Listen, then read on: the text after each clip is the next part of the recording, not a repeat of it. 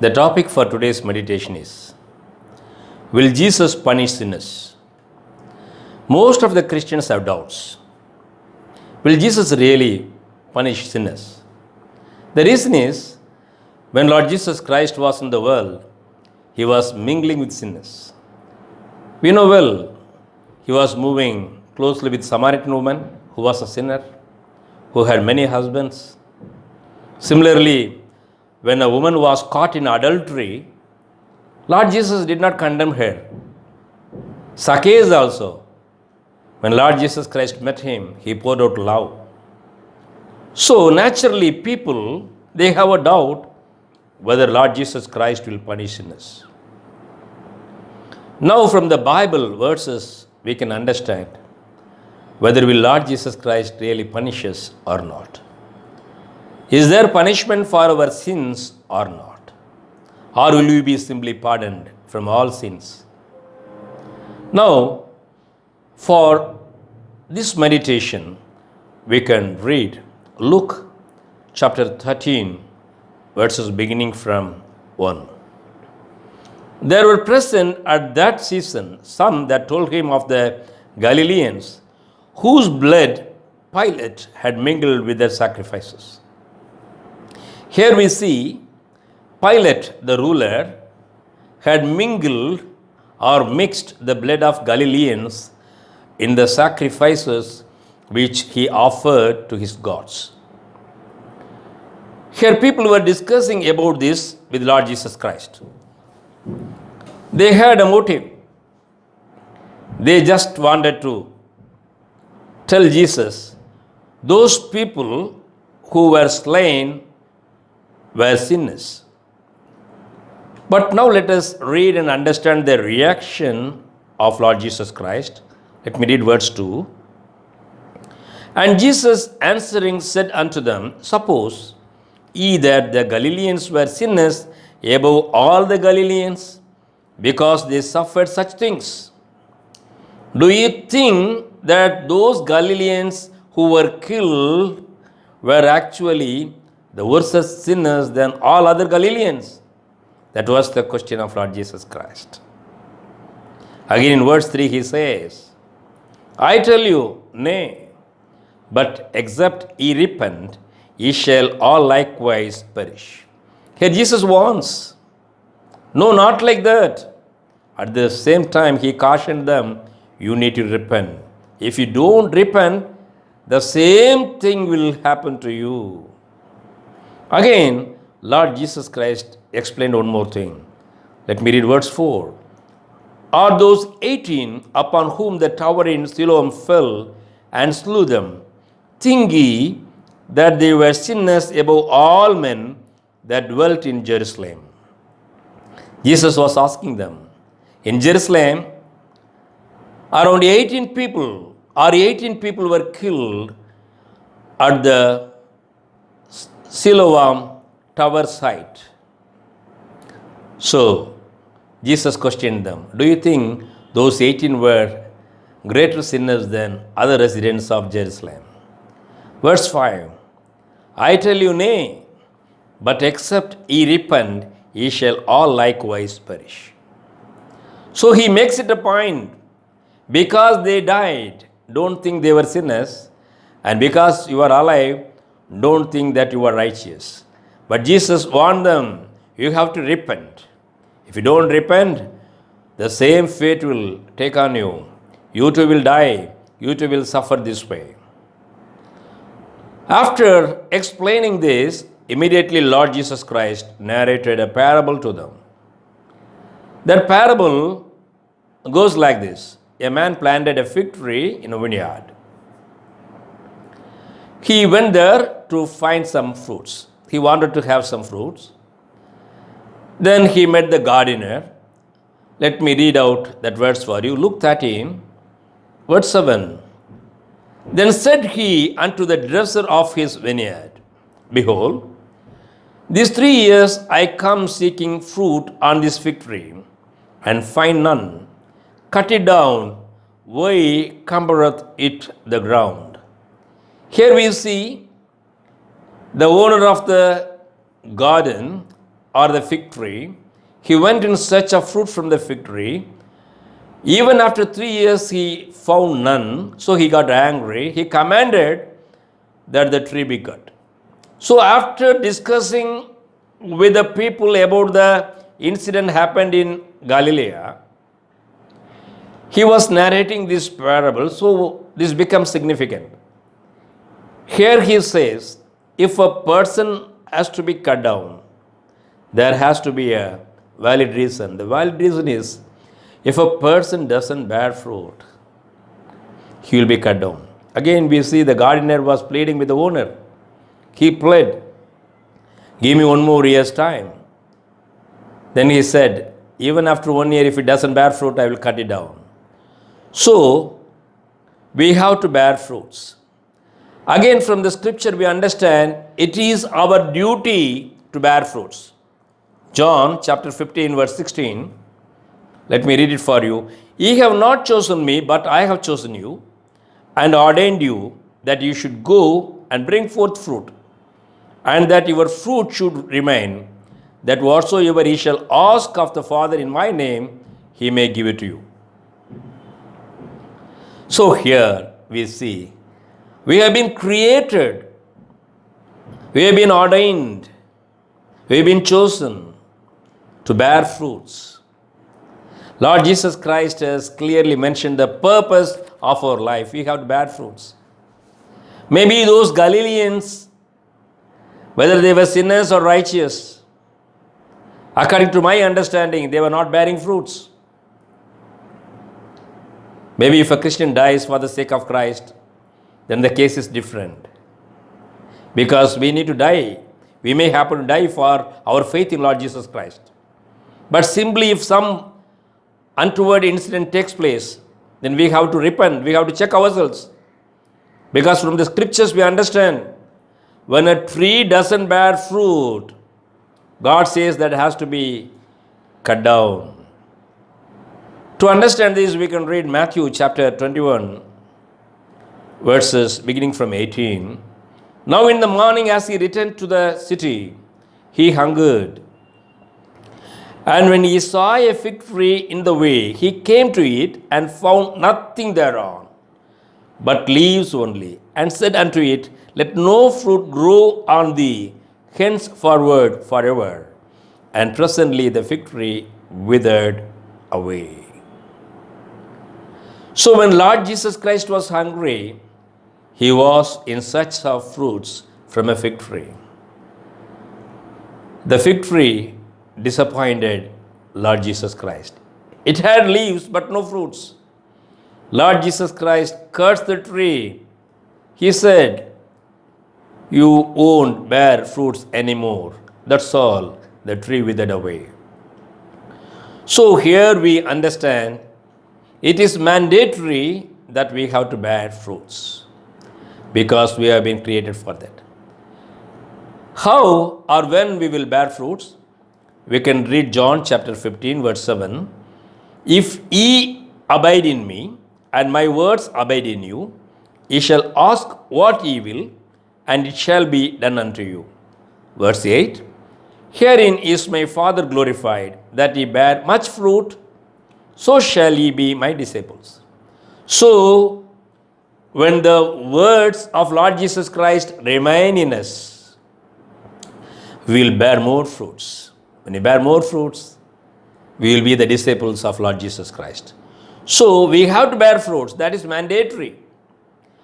Again, from Matthew chapter 7, we understand Lord Jesus Christ was telling the people or advising the people to check false prophets by their fruits. When he made that statement, he made a particular thing. That particular verse, let me read for you, verse 19. Every tree that bringeth not forth good fruit is hewn down and cast into the fire. Here he says, any tree, if it doesn't bear good fruit, that will be cut down and cast into the fire. Again, he explained already, a good tree will bear good fruit, a bad tree will bear bad fruit. He said, by their fruits, we can make out the false prophets. But here the punishment, When a tree doesn't bear good fruit, it will be cut and thrown into the fire. It means hell.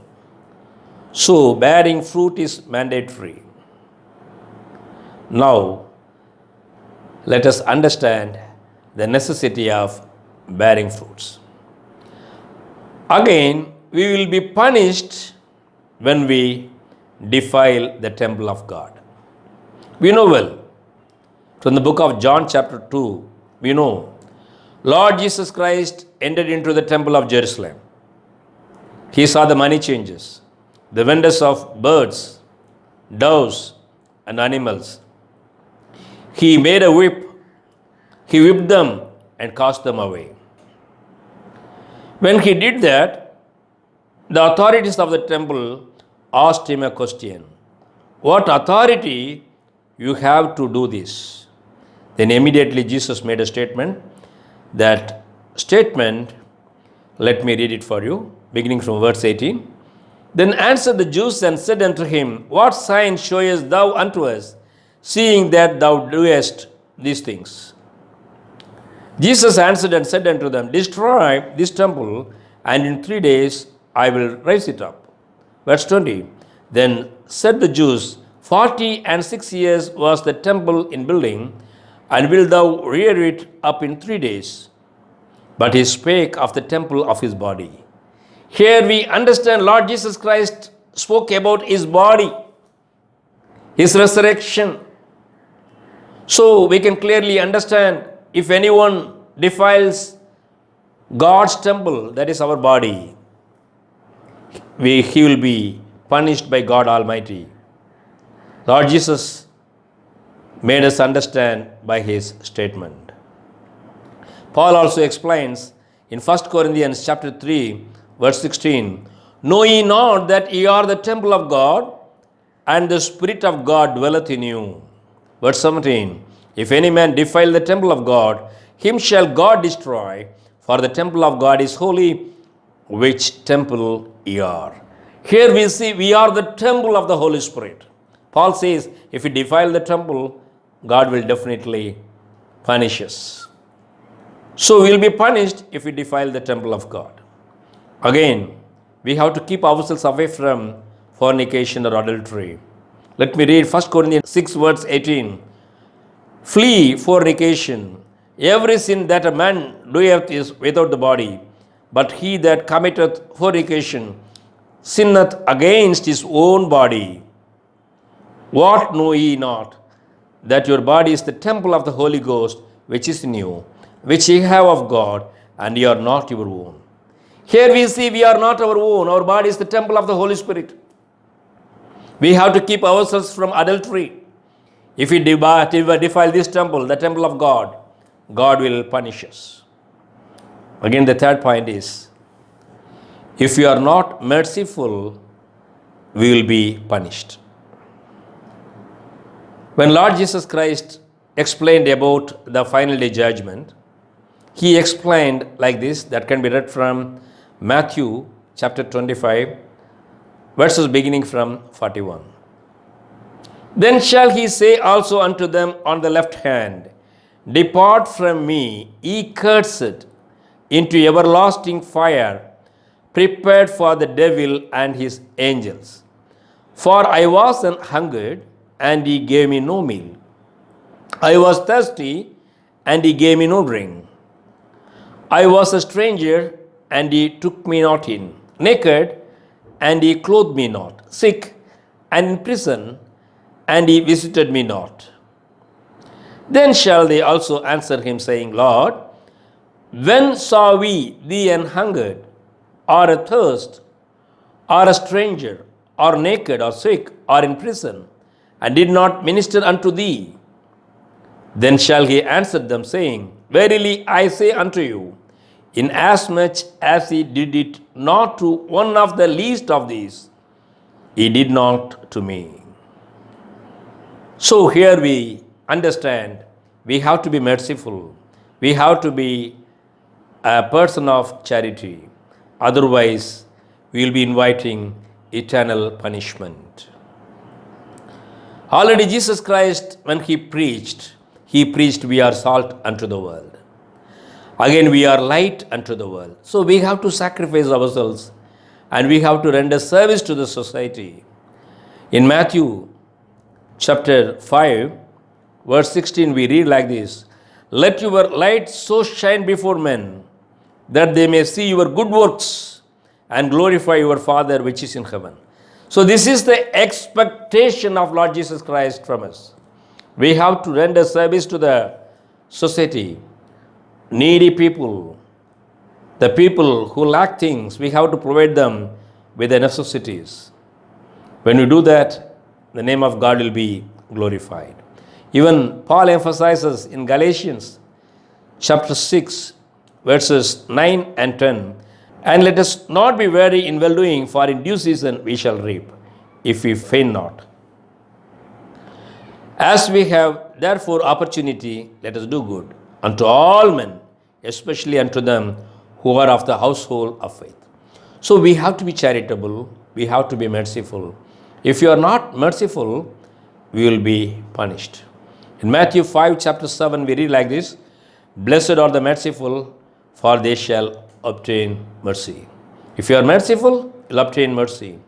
Again, James chapter 2, verse 13, For he shall have judgment without mercy, that hath showed no mercy, and mercy rejoiceth against judgment.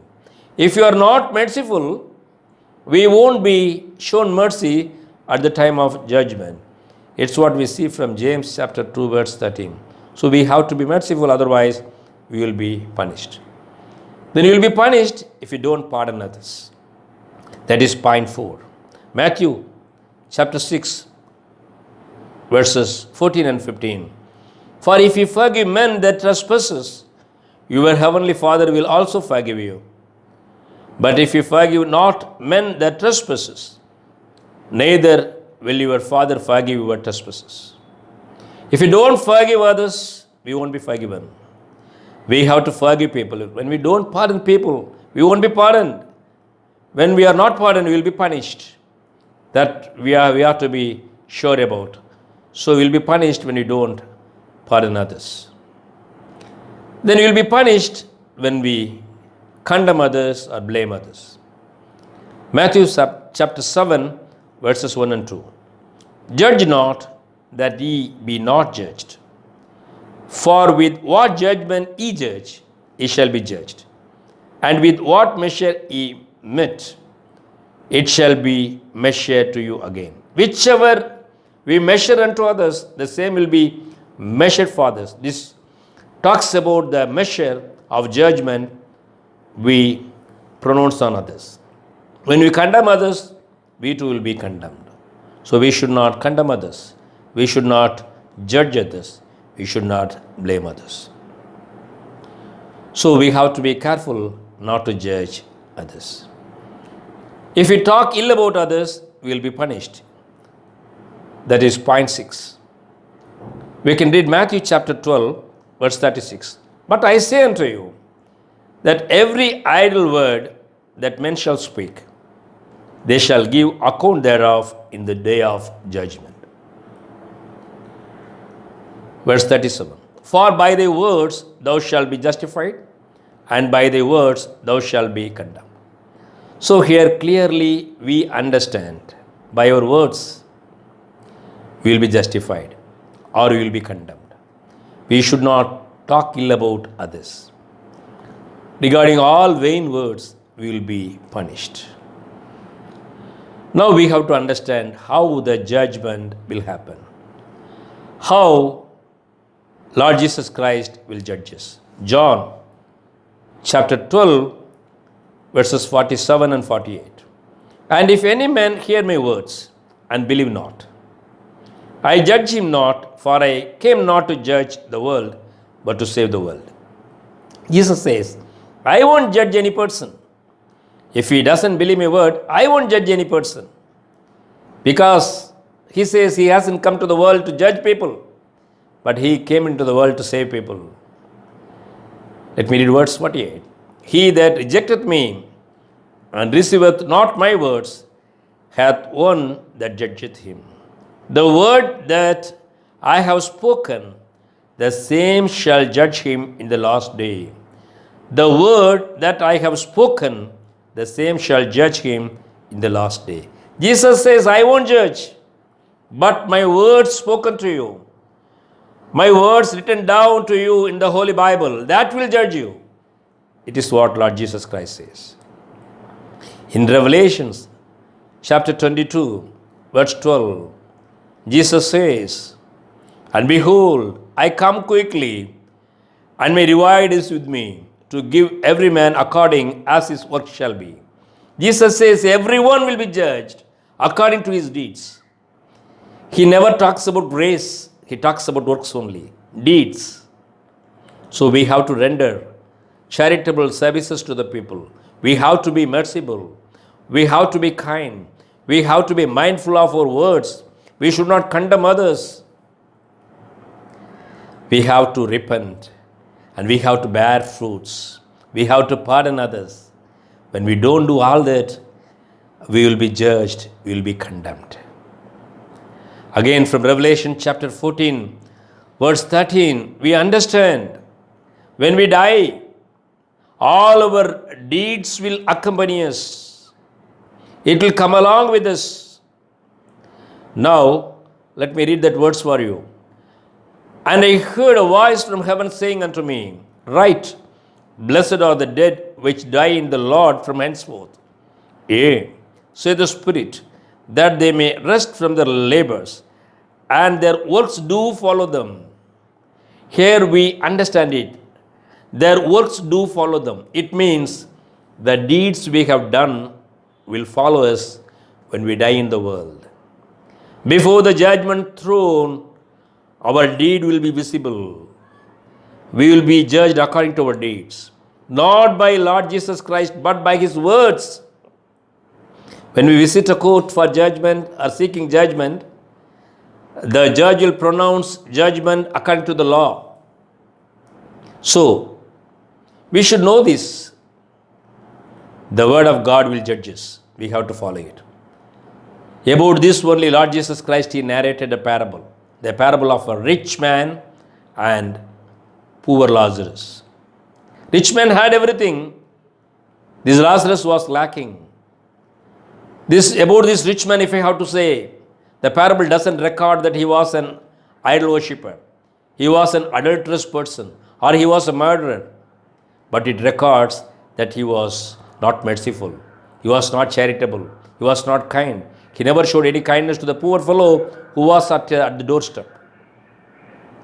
And we know the parable. He was eternally condemned. He was thrown into hell. So, dear brothers and sisters, there is a purpose in our life. God has created us to bear fruits. When we fail to bear fruits, we will be condemned. We have to bear fruits. We have to bear good fruits. We should not talk ill about others. We should not condemn others. We have to pardon everyone. We have to be merciful.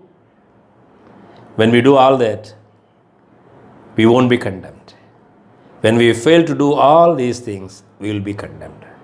So now let us understand whether Jesus will punish us. Jesus might not punish us, but His words will punish us. So we have to be careful. May God help us to follow this message or the instructions we received today. May God bless us all. Dear brothers and sisters, if you have any question, you can call me by the number shown on the screen, or you can write to me by the email ID shown on the screen. May God bless us all.